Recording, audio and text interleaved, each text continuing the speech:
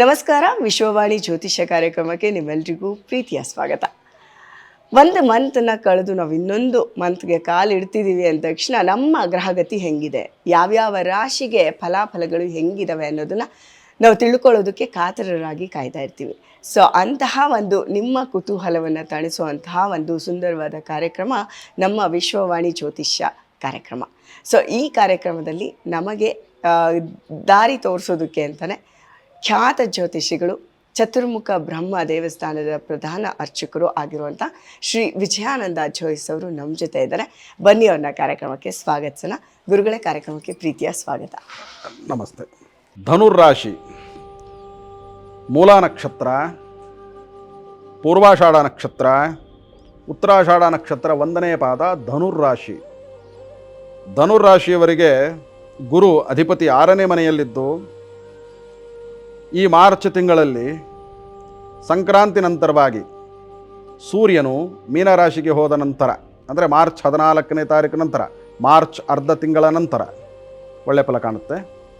ಈ 14 ದಿನಗಳು ಮಾತ್ರ ಸ್ವಲ್ಪ ಸಮಸ್ಯೆಗಳು. ಯಾವ ರೀತಿನಪ್ಪ ಅಂದರೆ, ಯಾರೊಂದಿಗಾದರೂ ಮನಸ್ತಾಪಗಳು ಬರೋದು, ಅಥವಾ ಯಾರೋ ನಿಮ್ಮ ಮೇಲೆ ಅಪನಂಬಿಕೆಯನ್ನು ಕೊಡುವಂಥದ್ದು, ಇವೆಲ್ಲ ಎದುರಾಗುತ್ತೆ.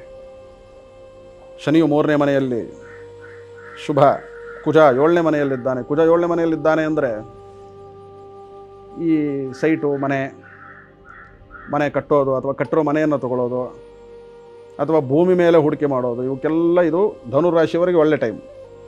ಮಾರ್ಚ್ ತಿಂಗಳಲ್ಲಿ ಭೂಮಿಗೆ ಸಂಬಂಧಪಟ್ಟಿದ್ದ ವ್ಯವಹಾರ ಅವರು ಮಾಡ್ಬೋದು.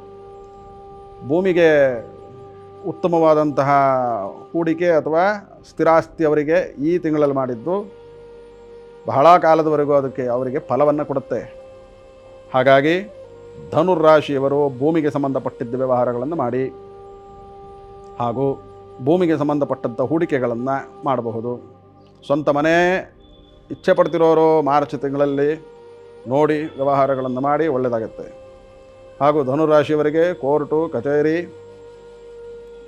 ಸಮಸ್ಯೆಗಳಿದ್ದರೆ ಮಾರ್ಚ್ ತಿಂಗಳು ಕಳೆದ ಮೇಲೆ ಅವು ಮುಂದೂಡುತ್ತೆ ಅಥವಾ ಸಮಾಪ್ತವಾಗತ್ತೆ. ಯಾಕಂದರೆ ಗುರು ಬರ್ತಾ ಇದ್ದಾರೆ ಮುಂದೆ. ಹಾಗಾಗಿ ಗುರುಬಲ ಬಂದ ಮೇಲೆ, ಗುರು ಉತ್ತಮ ಸ್ಥಾನಕ್ಕೆ ಬಂದ ಮೇಲೆ ವ್ಯಾಜ್ಯಗಳು ಅಥವಾ ಕೋರ್ಟು ಕಚೇರಿಗಳು ದೂರವಾಗುತ್ತೆ ಅಥವಾ ಮುಕ್ತಾಯವಾಗುತ್ತೆ. ಧನುರಾಶಿಯವರು ಹೆಚ್ಚಿನ ಪ್ರಮಾಣದಲ್ಲಿ ಯಾವಾಗಲೂ ಕೂಡ ಸಾಧ್ಯವಾದರೆ ಶನಿವಾರದ ದಿನನಾದರೂ ಒಂದು ಸಣ್ಣ ಕಬ್ಬಿಣದ ಬಾಣಲಿಯಲ್ಲಿ 1 ಲೀಟ್ರಷ್ಟು ಎಳ್ಳೆಣ್ಣೆಯನ್ನು ಹಾಕಿ ಅದರಲ್ಲಿ ತನ್ನ ಮುಖವನ್ನು ನೋಡಿಕೊಂಡು ಅದರಲ್ಲಿ ದೀಪ ಹಚ್ಚಬೇಕು.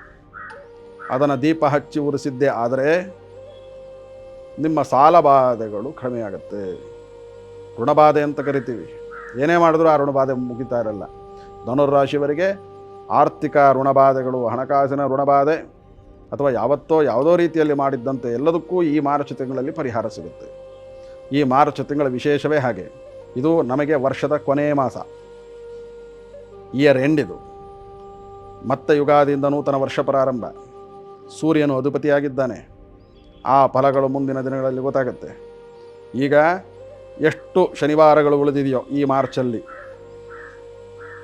ಈ ಅಷ್ಟು ಶನಿವಾರಗಳು ಒಂದು ಸಣ್ಣ ಕಬ್ಬಿಣದ ಬಾಣಲಿಯಲ್ಲಿ ದೇವರ ಮನೆಯಲ್ಲೇ, ನಿಮ್ಮ ಮನೆಯಲ್ಲೇ ಹಚ್ಚಿ, ಒಂದು ರಂಗೋಲಿಯನ್ನು ಬರೆದು ಅದರ ಮೇಲೆ 1 ಮುಷ್ಟಿಯಷ್ಟು ಅಕ್ಕಿಯನ್ನಿಟ್ಟು, ಅಕ್ಕಿಯ ಮೇಲೆ ದೀಪವನ್ನಿಟ್ಟು, ಸೂರ್ಯ ಮುಳುಗೋ ದಿಕ್ಕಿಗೆ ಆ ಬತ್ತಿ ಉರಿಬೇಕು. ಆ ರೀತಿ ಮುಖ ಮಾಡಿಟ್ಟು ಎಳ್ಳೆಣ್ಣೆಯನ್ನು ಹಾಕಿ ಸ್ವಲ್ಪ ನಿಮ್ಮ ಮುಖ ಅದರಲ್ಲಿ ನೋಡ್ಕೋಬೇಕು ಎಣ್ಣೆಯಲ್ಲಿ. ತೈಲ ಘಟ ದರ್ಶನ, ತೈಲದ ಆ ಬಾಣಲಿಯನ್ನು ದರ್ಶನ ಮಾಡಿ ದೀಪವನ್ನು ಹಚ್ಚಿ ಮನೆ ದೇವರ ಮುಂದೆ ಆರ್ಥಿಕ ಋಣಬಾಧೆಗಳಿಗೆ ದಾರಿ ಸಿಗುತ್ತೆ. ಗುರುಗಳೇ, ಇವಾಗ ನೀವು ಎಣ್ಣೆಯಲ್ಲಿ ಮುಖ ನೋಡಬೇಕು ಅಂತ ಹೇಳಿದ್ರಿ. 1/4 ಲೀಟರ್ ಎಣ್ಣೆನ ಹಾಕ್ತೀವಿ. ಪ್ರತಿ ಶನಿವಾರನೂ ಹೊಸ ಎಣ್ಣೆನ ಹಾಕಬೇಕು. ಬಾಣಲಿ ಹಳೆದೆ. ಓಕೆ. ಆ ಎಣ್ಣೆನೇ ತಗೊಂಡು ಒಂದು ದೀಪಕ್ಕೆ ಸ್ವಲ್ಪ ಎಣ್ಣೆನ ಮಾತ್ರ ಮಾಡಬಹುದು. ಸೊ ಅಷ್ಟು ಮಾತ್ರ ಒಂದು ಇಡೀ ಮುಖಾರವಿಂದ ಕಾಣಬೇಕಂದ್ರೆ ಒಂದಿಷ್ಟು ಅಗಲ ಇರಬೇಕದು. ದೀಪನೇ ದೊಡ್ಡದು ಸಿಗತ್ತೆ, ಹಣತೆ. 1/4 ಲೀಟರ್ ಹಿಡಿಯೋಷ್ಟು ಸಿಗುತ್ತೆ. 1 ಲೀಟರ್ದು ಸಿಗುತ್ತೆ. ಒಂದು ಮನೆಯಲ್ಲಿ ಮಾಮೂಲಿ ಸಣ್ಣ ಬಾಣಲಿ ಸಿಗುತ್ತೆ, ಕಬ್ಬಿಣ ಬಾಣಲಿಯಲ್ಲೇ ನೋಡ್ಕೋಬೇಕು. ಅಷ್ಟು ಎಣ್ಣೆನೂ ಹಾಕಿ ದೀಪ ಹಚ್ಚಿ ಇಡ್ಬೇಕು. ಹೌದು. ಮಧ್ಯದಲ್ಲಿ ಒಂದು ಕಲ್ಲಿಟ್ಟು ಬತ್ತಿಯನ್ನು ದಪ್ಪ ಮಾಡಿಟ್ರೆ ಅದು ಯಜ್ಞ. ಹಾಂ. ತೈಲ ಯಜ್ಞ ಅಂತ ಕರಿತೀವಿ. ಪಶ್ಚಿಮ ದಿಕ್ಕಿಗೆ ಆ ದೀಪದ ಬತ್ತಿ ಬತ್ತಿ ಉರಿಬೇಕು ಇರ್ಬೇಕು. ಮುಖ ಮಾಡಿ. ಓಕೆ.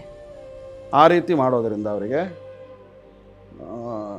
ಸಾಲಬಾಧೆಯ ಚಿಂತನೆ ಕಡಿಮೆ ಆಗುತ್ತೆ, ದಾರಿಗಳಾಗತ್ತೆ. ಸಾಲಬಾಧೆ ಅಂತೂ ಕಡಿಮೆ ಆಗುತ್ತೆ. ಅದು ಒಳ್ಳೆಯ ಪರಿಹಾರ ಅವರಿಗೆ. ಮನೆಯಲ್ಲೇ ಮಾಡ್ಕೊಳ್ಳೋ ಅಂಥದ್ದು, ಎಲ್ಲೂ ತಿರುಗಾಡೋದಿಲ್ಲ. ಎಳ್ಳೆಣ್ಣೆನ ತರಬೇಕು. ಅವತ್ತಿನ ದಿನದ್ದು ಅವತ್ತೇ ತಂದು ಹಚ್ಚಬೇಕು, ಹಿಂದಿನ ದಿವಸ ತಂದು ಇಟ್ಕೊಳಂಗಿಲ್ಲ. ಓ, ಶನಿವಾರನೇ ತಗೊಂಬಂದು ಶನಿವಾರನೇ ಹಚ್ಚಬೇಕು. ಹೌದು, ಸಂಜೆ ಸೂರ್ಯ ಮುಳುಗೋ ಟೈಮಲ್ಲಿ ಹಚ್ಬೇಕು ಇದನ್ನು, ಬೆಳಗ್ಗೆ ಬರಲ್ಲ. ಶನಿಗಾಲ ಅಂದರೆ ಸೂರ್ಯ ಮುಳುಗೋದ ಮೇಲೆ ಕತ್ಲನ್ನ. ಯಾವಾಗ ಸೂರ್ಯ ಅಸ್ತನ ಆಗ್ತಾನೋ ಆಗ ಎಳ್ಳೆಣ್ಣೆ ದೀಪವನ್ನು ಇವರು ಅಂಗಡಿಯಿಂದ ತಂದು ಮನೆಯಲ್ಲಿ ಕೈಕಾಲು ತೊಳೆದು ಹಚ್ಚಿ ಕೈ ಮುಗಿದೋ ಪ್ರತಿ ಶನಿವಾರ ಮಾಡಿದ್ದೆ ಆದರೆ ಇದು ಮುಂದಿನ ಅಷ್ಟೂ ದಿನಗಳಲ್ಲಿ ಫಲ ಕೊಡುತ್ತೆ. ಫಾಲ್ಗುಣ ಮಾಸಕ್ಕೆ ಆ ಶಕ್ತಿ ಇದೆ. ಅಷ್ಟನ್ನು ಅವ್ರು ಮಾಡಲಿ, ಖಂಡಿತ ಒಳ್ಳೆಯದಾಗುತ್ತೆ. ಧನುರಾಶಿಯವರು ಸಾಧಾರಣ ಫಲ ಅರ್ಧ ತಿಂಗಳು, ಉತ್ತಮ ಫಲ ಇನ್ನರ್ಧ ತಿಂಗಳು. ಶುಭವಾಗಲಿ. ಗುರುಗಳೇ, ಇವಾಗ ನೀವು ಎಣ್ಣೆಯಲ್ಲಿ ಮುಖ ನೋಡಬೇಕು ಅಂತ ಹೇಳಿದ್ರಿ. 1/4 ಲೀಟರ್ ಎಣ್ಣೆನ ಹಾಕ್ತೀವಿ ಪ್ರತಿ ಶನಿವಾರನೂ. ಹೊಸ ಎಣ್ಣೆನ ಹಾಕಬೇಕು. ಬಾಣಲೆ ಹಳೆದೆ. ಓಕೆ. ಆ ಎಣ್ಣೆನೆ ತಗೊಂಡು ಒಂದು ದೀಪಕ್ಕೆ ಸ್ವಲ್ಪ ಎಣ್ಣೆನ ಮಾತ್ರ ಇಡ್ಸಿ ಮಾಡಬಹುದು. ಸೊ ಅಷ್ಟು ಮಾತ್ರ ಒಂದು ಇಡೀ ಮುಖಾರವಿಂದ ಕಾಣಬೇಕಂದ್ರೆ ಒಂದಿಷ್ಟು ಅಗಲ ಇರಬೇಕದು. ದೀಪನೇ ದೊಡ್ಡದು ಸಿಗತ್ತೆ, ಹಣತೆ. ಓ, 1/4 ಲೀಟರ್ ಹಿಡಿಯೋಷ್ಟು. ಸಿಗುತ್ತೆ. 1 ಲೀಟರ್ದು ಸಿಗುತ್ತೆ. ಒಂದು ಮನೆಯಲ್ಲಿ ಮಾಮೂಲಿ ಸಣ್ಣ ಬಾಣಲಿ ಸಿಗುತ್ತೆ, ಕಬ್ಬಿಣ ಬಾಣಲಿಯಲ್ಲೇ ನೋಡ್ಕೋಬೇಕು. ಅಷ್ಟು ಎಣ್ಣೆನೂ ಹಾಕಿ ದೀಪ ಹಚ್ಚಿ ಇಡ್ಬೇಕು. ಹೌದು. ಮಧ್ಯದಲ್ಲಿ ಒಂದು ಕಲ್ಲಿಟ್ಟು ಬತ್ತಿಯನ್ನು ದಪ್ಪ ಮಾಡಿಟ್ರೆ ಅದು ಯಜ್ಞ, ತೈಲ ಯಜ್ಞ ಅಂತ ಕರಿತೀವಿ. ಪಶ್ಚಿಮ ದಿಕ್ಕಿಗೆ ಆ ದೀಪದ ಬತ್ತಿ ಉರಿಬೇಕು ಮುಖ ಮಾಡಿ. ಓಕೆ. ಆ ರೀತಿ ಮಾಡೋದರಿಂದ ಅವರಿಗೆ ಸಾಲಬಾಧೆಯ ಚಿಂತನೆ ಕಡಿಮೆ ಆಗುತ್ತೆ, ದಾರಿಗಳಾಗತ್ತೆ. ಸಾಲಬಾಧೆ ಅಂತೂ ಕಡಿಮೆ ಆಗುತ್ತೆ. ಅದು ಒಳ್ಳೆಯ ಪರಿಹಾರ ಅವರಿಗೆ. ಮನೆಯಲ್ಲೇ ಮಾಡ್ಕೊಳ್ಳೋ ಅಂಥದ್ದು, ಎಲ್ಲೂ ತಿರುಗಾಡೋದಿಲ್ಲ. ಎಳ್ಳೆಣ್ಣೆನ ತರಬೇಕು. ಅವತ್ತಿನ ದಿನದ್ದು ಅವತ್ತೇ ತಂದು ಹಚ್ಚಬೇಕು, ಹಿಂದಿನ ದಿವಸ ತಂದು ಇಟ್ಕೊಳಂಗಿಲ್ಲ. ಓ, ಶನಿವಾರನೇ ತಗೊಂಬಂದು ಶನಿವಾರನೇ ಹಚ್ಚಬೇಕು. ಹೌದು, ಸಂಜೆ ಸೂರ್ಯ ಮುಳುಗೋ ಟೈಮಲ್ಲಿ ಹಚ್ಬೇಕು ಇದನ್ನು, ಬೆಳಗ್ಗೆ ಬರಲ್ಲ. ಶನಿಗಾಲ ಅಂದರೆ ಸೂರ್ಯ ಮುಳುಗೋದ ಮೇಲೆ ಕತ್ಲನ್ನ. ಯಾವಾಗ ಸೂರ್ಯ ಅಸ್ತನ ಆಗ್ತಾನೋ ಆಗ ಎಳ್ಳೆಣ್ಣೆ ದೀಪವನ್ನು ಇವರು ಅಂಗಡಿಯಿಂದ ತಂದು ಮನೆಯಲ್ಲಿ ಕೈಕಾಲು ತೊಳೆದು ಹಚ್ಚಿ ಕೈ ಮುಗಿದೋ ಪ್ರತಿ ಶನಿವಾರ ಮಾಡಿದ್ದೆ ಆದರೆ ಇದು ಮುಂದಿನ ಅಷ್ಟೂ ದಿನಗಳಲ್ಲಿ ಫಲ ಕೊಡುತ್ತೆ. ಫಾಲ್ಗುಣ ಮಾಸಕ್ಕೆ ಆ ಶಕ್ತಿ ಇದೆ. ಅಷ್ಟನ್ನು ಅವ್ರು ಮಾಡಲಿ, ಖಂಡಿತ ಒಳ್ಳೆಯದಾಗುತ್ತೆ. ಧನಸ್ಸು ರಾಶಿಯವರಿಗೆ ಎಳ್ಳೆಣ್ಣೆನಲ್ಲಿ ಮುಖವನ್ನು ನೋಡಿ, ಅದು ಕಬ್ಬಿಣದ ಬಾಣಲಿನಲ್ಲಿ 1/4 ಲೀಟ್ರು ಎಳ್ಳೆಣ್ಣೆನ ಹಾಕಿ ಅದರಲ್ಲಿ ತಮ್ಮ ಮುಖವನ್ನು ನೋಡಿ, ಅದಾದಮೇಲೆ ಆ ಎಣ್ಣೆನ ನೀವು ದೀಪಕ್ಕೆ ಹಾಕಿ ಅದನ್ನು ಪಶ್ಚಿಮ ದಿಕ್ಕಿಗೆ ಆ ಬತ್ತಿ ಉರಿಯೋ ಹಾಗೆ ಮಾಡಿ ಪ್ರತಿ ಶನಿವಾರ, ಅಂದರೆ ಈ ಮಾರ್ಚ್ ತಿಂಗಳಲ್ಲಿ ಈಗ ನಿಮ್ಗೇನೀಗ ವಿಡಿಯೋ ನೋಡ್ತಾ ಇದ್ದೀರಾ, ಇಲ್ಲಿಂದ ಶುರುವಾಗಿ ಎಷ್ಟು ಶನಿವಾರಗಳಿರುತ್ತೆ ಅಷ್ಟು ಶನಿವಾರನೂ ಈ ರೀತಿ ಮಾಡೋದ್ರಿಂದ ನಿಮ್ಮ ಒಂದು ಹಣಕಾಸಿನ ತೊಂದರೆಗಳು ಅಥವಾ ಸಾಲಬಾಧೆ ಏನಿರುತ್ತೆ ಅದೆಲ್ಲದೂ ನಿವಾರಣೆ ಆಗುತ್ತೆ ಅಂತ ಹೇಳ್ತಾ ಇದ್ದಾರೆ ಗುರುಗಳು. ಸೊ ಈ ವಿಡಿಯೋ ನಮಗೆ ಇಷ್ಟ ಆಗಿದ್ದಲ್ಲಿ ಲೈಕ್ ಮಾಡಿ, ಶೇರ್ ಮಾಡಿ, ಸಬ್ಸ್ಕ್ರೈಬ್ ಮಾಡೋದನ್ನು ಮರಿಬೇಡಿ. ಅಲ್ಲಿವರೆಗೂ ನಮಸ್ಕಾರ.